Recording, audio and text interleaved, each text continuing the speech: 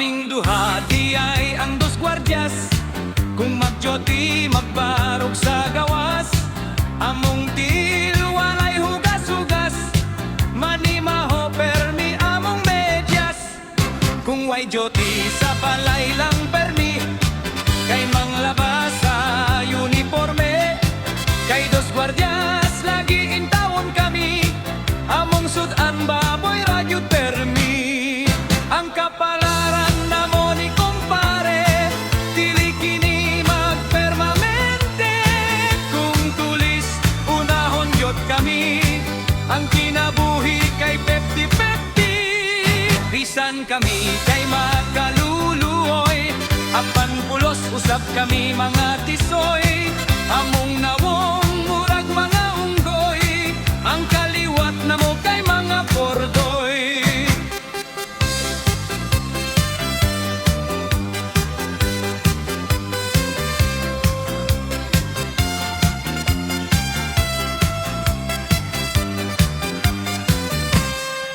Ang kapalaran na mo ni kumpare, dili kini magpermanente.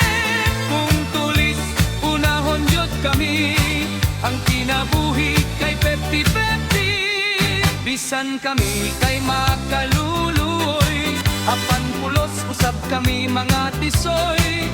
Among daong murag mga unggoy, ang kaliwat na mo kay mga pordoy. Kaming duha lagi ang dos gwardyas, kung magdyoti magbarog sa gawas. Among tiil walay hugas-hugas, manimaho permi among medyas.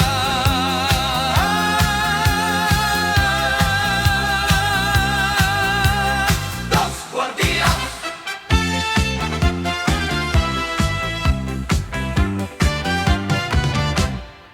Kaming duha di ay ang dos gwardyas, kung magdyoti magbarog sa gawas. Among tiil walay hugas-hugas, manimaho permi among medyas. Kung way dyoti sa balay lang permi, kay manglabas sa uniforme.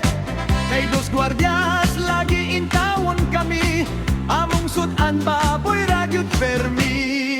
Ang kapalaran na mo ni kumpare, dili kini magpermanente. Kung tulis unahon yut kami, ang kinabuhi kay 50-50. Bisan kami kay makaluluoy, apan pulos usab kami mga tisoy. Among naong murag mga unggoy, ang kaliwat na mo kay mga pordoy.